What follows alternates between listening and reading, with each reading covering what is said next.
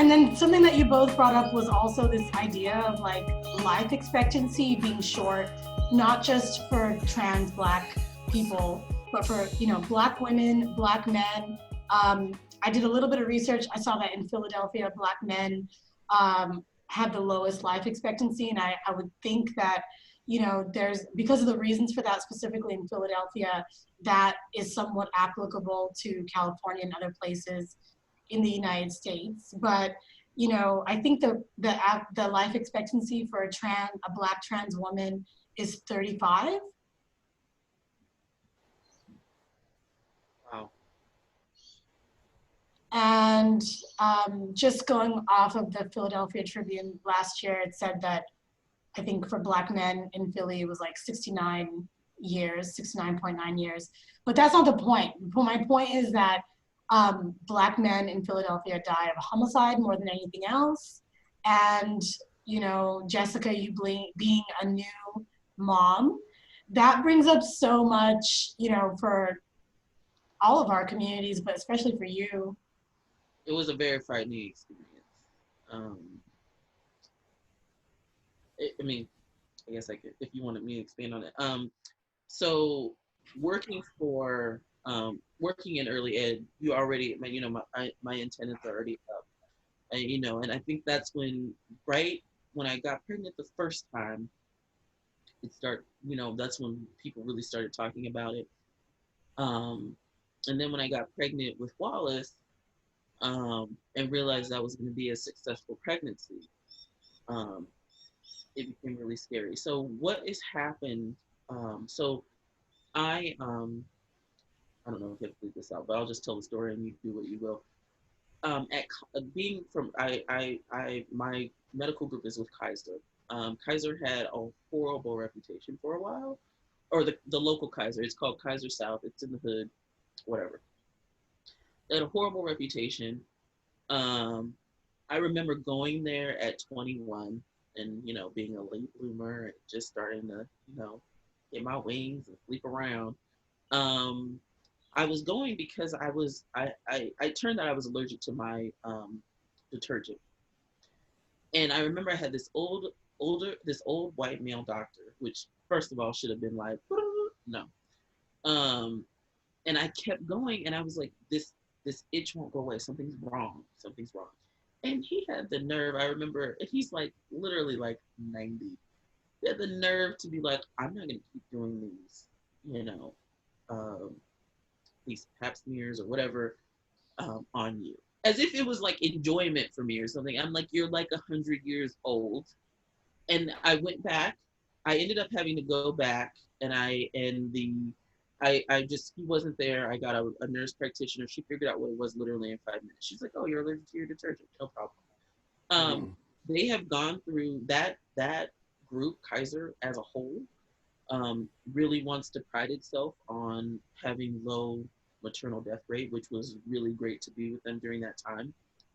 That hospital particularly got rid of a lot of older doctors and brought in a very good multicultural staff, and, you know, it's been a concentrated effort. And here in California, I'm sure everywhere, but at our Department of Health, there is a Black maternal death unit that like tracks Black maternal deaths all throughout California.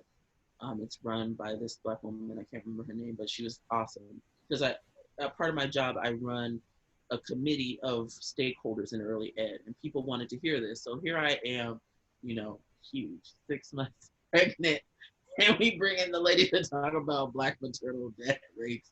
And I'm just like, oh, like, you know, and of course, it's like me and like 3 other Black people. So everyone's kind of like, hey, what's she looking at? You know, how's she taking the information? And juxtaposed, I was pregnant at the same time as a friend. So it was just all, you know, the whole scene in my head plays out. But it was nerve-wracking. But knowing that they are actively trying not to be that hospital and actively trying to lower those rates at that hospital, which they have a great department now. I took advantage. Every time I didn't feel my baby kick the way I thought he should, I would go to labor and delivery. Every time I had an amazing, and still have. Um, I actually, uh, I still have him because I actually miscarried about 2 weeks ago. But I have this amazing um, OB. He's, younger dude, Chinese, super sweet. I mean, very like, we are here for your comfort. And we're here to take this journey with you in your family planning. And so that's how it should be. But still, as a Black woman, you feel weird because you don't want to be too much of a bother. You don't want, and especially like being a plus size woman. I hate saying plus size. Everyone's so PC. Being a fat woman, fat to me is not derogatory. Being a fat woman, being a woman of size. When I had him, I didn't want to be that burden because I'm 300 plus pounds, and these nurses come in and they're like 125. I'm like, sis, what you gonna do with me?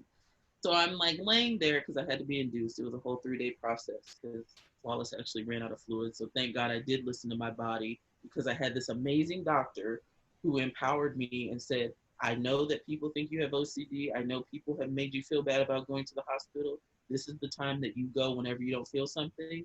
And I went because I didn't feel anything one morning. And I thought, oh, they'll check me, and they were like, oh no, you're out of fluid. You're going to stay here this weekend and have your baby. So, and that's what having good doctors do. Doctors that aren't looking at skin color, that know that Black women need the same care as everyone else. But once you're in the hospital, it's like how, I kept wanting to prove how strong I was so that these women didn't feel that I was a burden. So I have they actually did the epidural once. It didn't work. They literally, um, ask your friends, getting an epidural is a horrible experience. It's literally a needle in your spine. It's a whole thing. I heard about It's it's horrific. And honestly, I still have sensitivity where they put it in because they put the catheter in and then had to take it out and reposition it. And all this time, I'm still pulling myself up.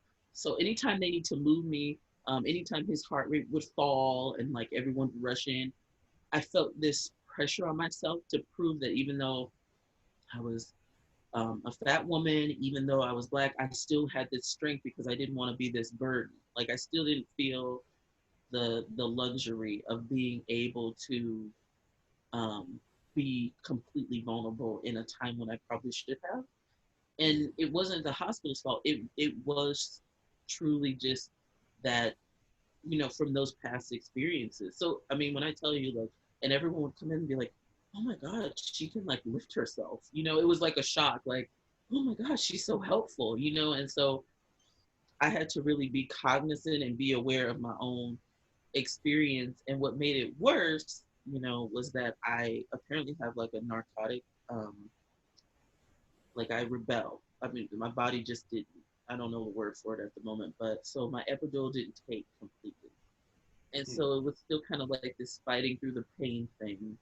And that was the opposite of what I wanted because I didn't want people to think that to have that like superhero mentality that I could like take more pain than most people. But that is essentially what ended up happening. But I think that, and I'm just a caveat to that, it's not that Black people feel less pain. We've just been conditioned to not complain and to have more pain tolerance because when we complain, people are turned off and people are, you know, and again, and I hate to say this, the ironic part is the only bad experiences I had during having my child was with one Black nurse and the Black surgeon that came in afterwards, which was super disappointing. And again, that goes to, not all skin folks are kin folks because I had a nurse that, I've had 3 days of no food. I'm filled full of medicine and fluids, and I asked her for anti-nausea medicine, which a white nurse had said, whenever you feel like you need anti-nausea medicine, let me know. But she was, I basically went through the whole cycle of nurses twice because I was there for 3 days. And she goes, well, you have to throw up first. And so thank God she was leaving. And the other nurse came in and said, I need some anti-nausea medicine. I don't want to throw up first. I would like to not vomit everywhere that I'm gonna have to sit for the next however long until he comes. And then again, my epidural didn't work, and so, you know, they again they were very hesitant to do a C-section. So I pushed him out. They gave me 3 hours of pushing. After it was 3 days of labor, induced labor, 3 hours of pushing. Um, and the surgeon comes in and just starts stitching. Asks no questions, no nothing. She just starts stitching. And this is the same doctor that sent me home a couple weeks prior, not diagnosing that I had preeclampsia. So she started stitching, and the epidural doesn't work. So, and I flinch, and she goes, "I don't understand what the problem is. Why are you flinching?" And I'm like, "That." They were like, "The epidural hasn't worked the whole time." So, it, Wow. it's also too, our own folks kind of have that mentality, that superhero mentality for us. And instead of having that, we have to be each other's advocates. I think on any stage, like the folks that work for me, I the Black folks that work for me, you are not meant to do all the work. You're not meant to be the superhero here, and you are not meant to take a back seat. And I think that we, on every level, should be advocating for one another that way. And I felt like the Black folks that should have been advocating, especially women, the nurse, the surgeon, should have been advocating for me in that way, and I wasn't getting the care from them because they felt like, the same stigmas that are out in the world amongst white folks about us are in our own community. She's big, she's Black, she should be fine. And there's this automatic thought that, and people automatically think that you're like like a baby maker, when honestly, it's so hard for all the women in my family to conceive. It's like we're not baby. We are like the antithesis of what people think when they see Black women, which is you can have all these kids and blah blah blah. And no, it is always a struggle. It's a struggle for my mother. It's a struggle for my cousins, and so um, healthcare has just been, it has presented some challenges, but also some surprises. Because, like I said, if that doctor hadn't empowered me, I probably wouldn't have my son. I probably, if I'd had a different doctor who would have hesitated, I would not have gone in that morning, and wouldn't have known that I had lost my plug like a day and a half before, and he literally had no fluid.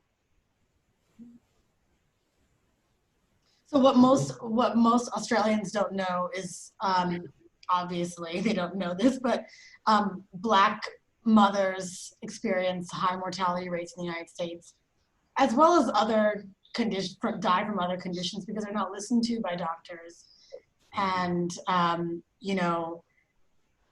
the history of U.S. slavery is something that leaks into every possible industry in every possible way at every level.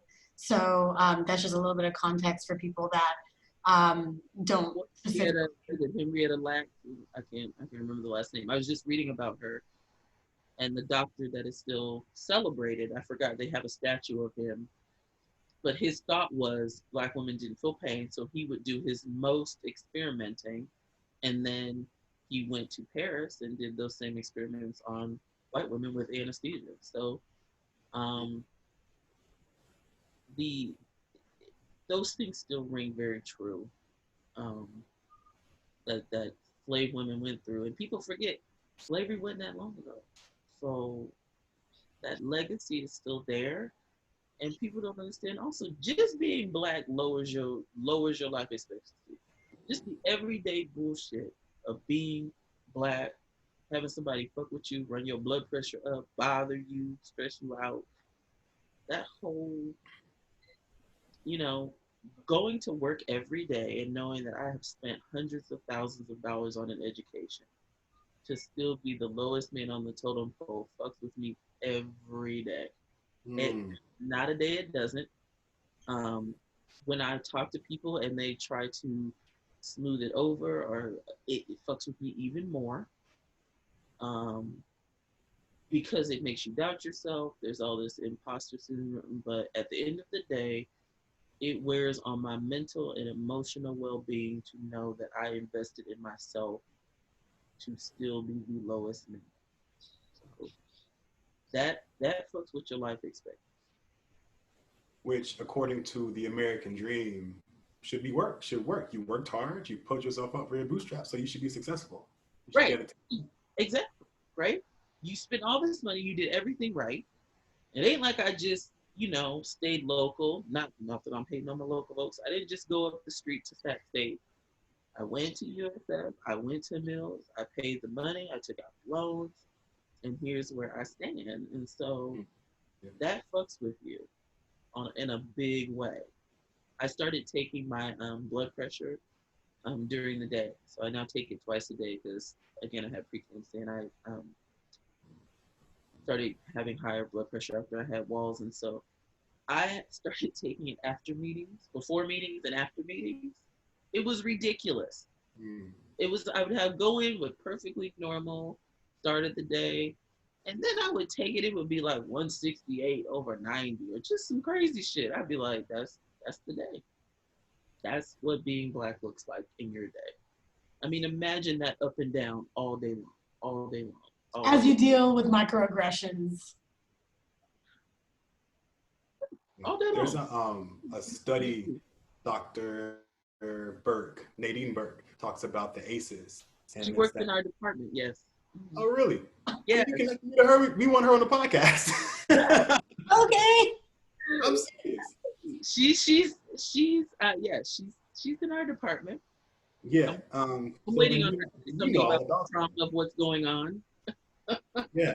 So the ACEs stands for Adverse Childhood Experiences, and basically it's connecting adverse experiences that folks experience in childhood, and the more experiences that you have that are potentially traumatic or just pretty stressful at the very least, affects your outcomes as far as body, like as far as like heart disease and like cancer and different types of physical diagnoses based on basically mental and emotional situations. And then they did another one called the Urban ACEs for folks that live in the inner city, and for people of color. And it found that obviously people of color have, on average, a higher number of ACEs, and then in turn higher levels of physical ailments. So something that folks always talk about in our field, which is cool. But definitely connect me to Dr. Burke if you can. Curious about that. But Tina, I didn't want to touch on. She's very cool. I would like the ACEs to include that being of color. Like the ACEs to what? The ACEs to include that being of color. Does kind of knock your stuff up. Like it's, it should just, like, we tiptoe around that, but that is an adverse that's a childhood experience. Yeah. Black children have more stress. They're more likely to be suspended. They're more likely to be punished. Like, that's something that should be addressed. They're more likely to be punished as adults, even as children, even up to the point of incarceration, which is something that a lot of people, even in the United States, aren't fully aware of or don't want to be aware of. Yeah. And it's very insidious too, because it starts as early as 2 or 3, even in a daycare setting. When you tell a parent to come get their child and don't come back tomorrow, that is a suspension. That is a suspension. When you say that, little Jimmy needs a day off, that's the suspension. Yeah. So count it as such. Don't sugarcoat it. Don't be insidious about it. That is a suspension. You are suspending a child. And you are usually, when it's a child, a Black child, a Latino child, it is a child that is doing nothing any different than any other child. But your tolerance level for that child, and they have studied that sadly, even with Black teachers, the tolerance for misbehavior from Black children is much lower and much likely to still be punished harsher. Yeah. So, it just, that we need to stop tiptoeing around that. That's something that I wish that people in the position that Dr. Burke Harris has, while she does really great work, name it and claim it. Blackness is rough, and it attributes to it attributes to that stress. It attributes to that low life expectancy. I want somebody to have commentary on what it means for our children to know that they can be shot by law enforcement, or that they can be kneeled on and no one will have a consequence, or people literally have to riot for there to be a consequence. Like, I want to know what that means. I mean, we know what it means, but I want somebody to put it on paper, what that means. And I want somebody at the state level who has a job and has a voice to say it. I think too, what happens is a lot of white people, or I'll say white people and folks with more economic privilege will say, oh, well, this Black person experienced the same thing, but they were able to succeed, or I experienced this and I didn't do it this way. And I feel like white America just doesn't understand how to take themselves out of their own perspectives and how they navigate the world. Right. And it's really frustrating to have to pick one Black person. This one made it, so like the rest of y'all is lazy. So then it turns into victim blaming, and then all these stereotypes about Black people are reinforced. And now this one or these two outliers that actually did make it, you all need to be like that, like him, or like Oprah. Yeah. That's what happens at jobs too, right? So you promote one or two, maybe three Black people, and then those are your examples. Like, we have a diversity. Look at these three, and look at where they are. And oh my God, like, how could you say that we don't provide opportunities? Yeah. Oh my God. Yeah. Like, and joke that's literally been a fucking answer I have gotten before. Like, oh my God, how could you say that? And then it becomes this attitude too, where those Black folks that are the exception become the gatekeepers to opportunity, right? So then you've got folks that are not advocates for other Black folks, and that should be your sole reason for trying to get to that. Besides your money and your coin, should also be to pull some other folks with you, and to present yourself as an authentic person, so that the reason also that I don't code switch is because I want to make Blackness without the sprinkle of, doing this and oh my God, and yes, I want to make this the norm. Like, this is how Black women that I know present themselves. It's still articulate, it's still knowledgeable, it's still credible, but I don't have to sound like Kelly to be credible. I can just sound like Jessica or anybody else, or Juanita or whomever. I can sound. We can sound like ourselves, and we can be ourselves, and that's okay. That's the whole reason I do it, because I want to normalize this for you. I don't want to normalize you feeling like I have to blend in with you. Yeah, it's another way that we make white people feel comfortable. Yeah. So we're literally changing the way that we sound, the way that we carry ourselves to make a white person comfortable, as if we haven't done that shit enough for white people. Right. Done it enough. And you don't deserve that's such a stress for me to have to be both. So yeah. I'm going to dress how I want. This hair is going to be how I want. And then we're going to do this the way I want to do it. And because at the end of the day, you were only going to let about 3 of us get through anyway. Yeah. You was only going to let about 3 of us make it anyway, so that you could say, look at so-and-so. So it doesn't matter. So if all of us keep code switching, what we doing it for? Because it wasn't like you was going to let us all through. Mm. And that's the whole thing, white people, when they say that so-and-so made it, it's because y'all let that one make it. He made y'all comfortable enough. Mm-hmm. Or she, whomever, made you comfortable enough with them to get by. Mm-hmm. So then you did, and so then you have this shining example. Awesome. Anyone can make it. Anyone can make it. I don't understand. Well, let me tell you why. Kelly, Shannon, Karen, let me tell you what happened.